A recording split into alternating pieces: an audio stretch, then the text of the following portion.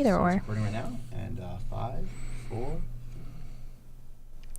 You're listening to WREK Atlanta. As we conclude our leadership series this week, we have President of the Institute, Dr. Bud Peterson. Thank you so much for joining us. Thank you, Katie. It's great to be here. All right, to get things started, what can Georgia Tech do for someone that wants to become a true leader?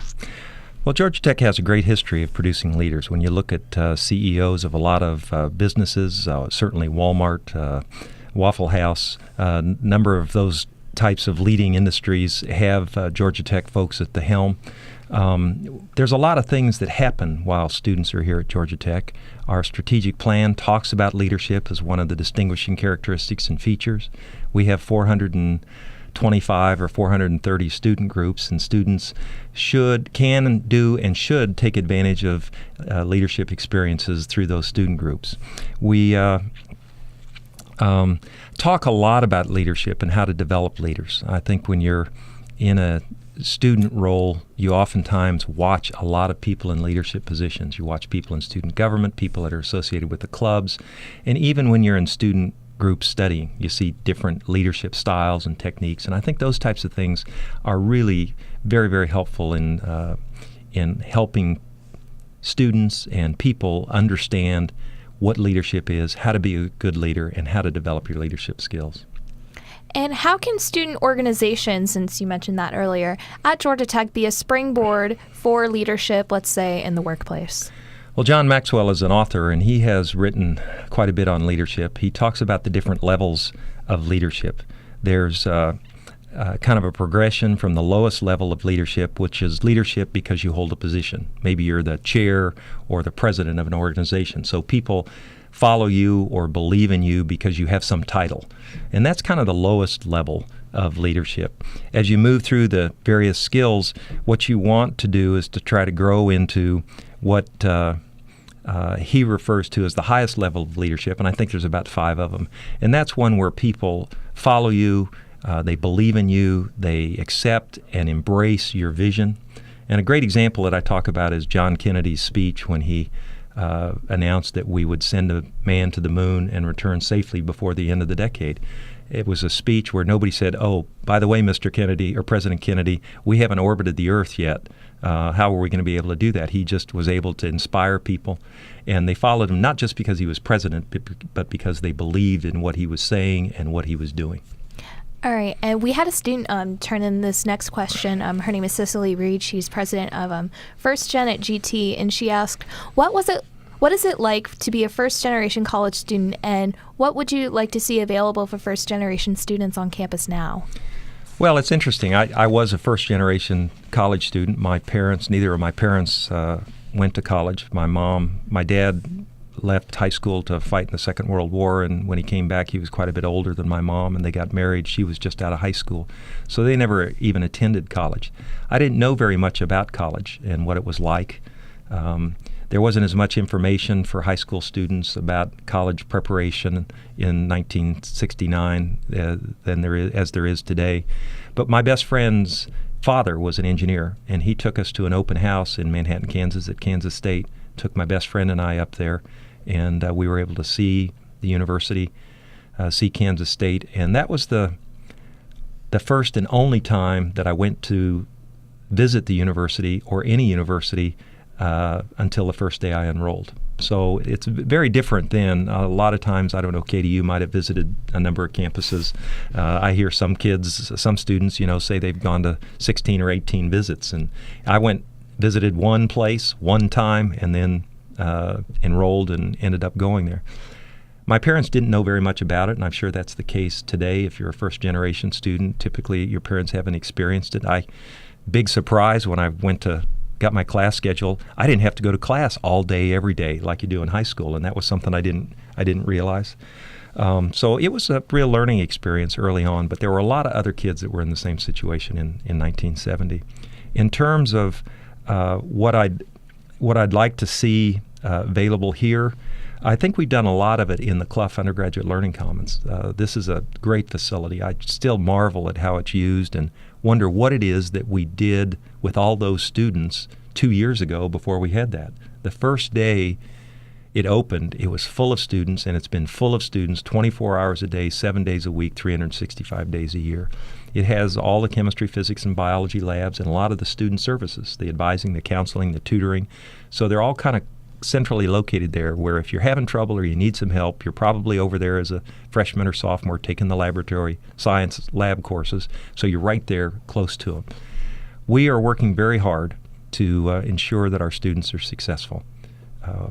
When I was in college in the early 70s, it was true at a lot of institutions around the country. You'll hear a lot of the alums here at Georgia Tech talk about it, and they'd tell the freshmen the first day at orientation, look to your left, look to your right. Only one of you is going to be here at graduation. We don't do that anymore. We say look to your left, look to your right. You're liable to be looking at a future CEO of a Fortune 500 company. But our freshman to sophomore retention rate is at an all-time high. 95% of the students that start as freshmen return to Georgia Tech as sophomores. We'd like for that to be higher. We're working to try to make it higher. I think GT 1000 is an effort to try to do that, to help freshmen get acclimated to the university, to understand this is a hard place. It's challenging. A lot of the students that come have been very, very successful in high school. And students whose parents went to college may have a little bit of an advantage because their parents can tell them a little bit more about what to expect. So we're trying to offer a robust, enriching experience for our freshmen so that they can be successful. But that doesn't mean to make it less rigorous from an academic perspective. And going off with the academic rigor, how can you see the relationship between academic rigor and leadership development at Georgia Tech? How can you see that blossom in the next 5 years?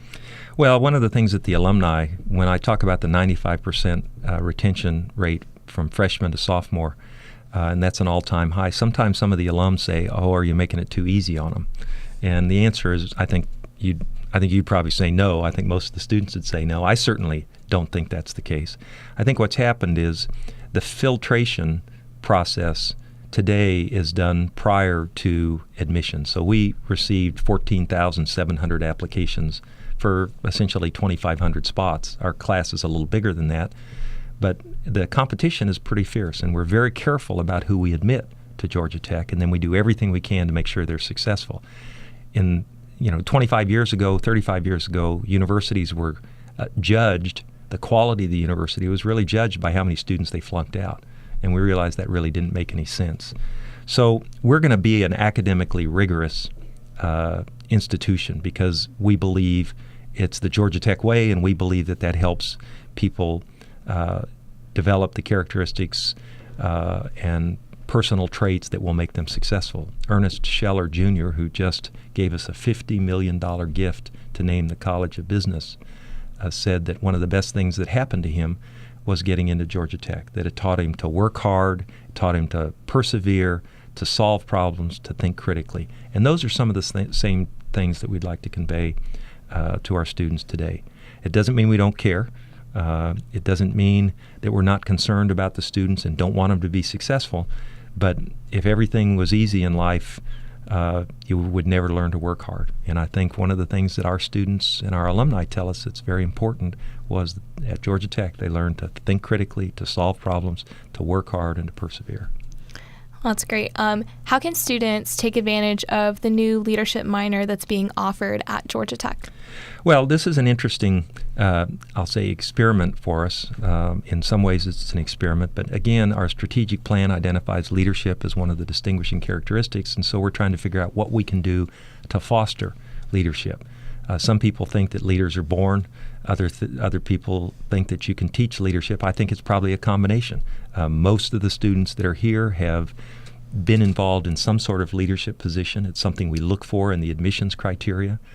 We're not just looking for students that have good grades and good SAT scores. We're looking for students that have been involved in their communities, in service activities, in leadership positions, in Boy Scouts or Girl Scouts, in Boys Club or Girls Club, in Glee Club, in band, in debate, but people that are involved. And if you're involved, then more often than not, you end up in some sort of leadership position. This leadership minor provides an opportunity to take a structured program that can help students develop those leadership skills, because there is a lot of skill involved, and you can, I believe, develop leadership skills through practice. And by watching other leaders.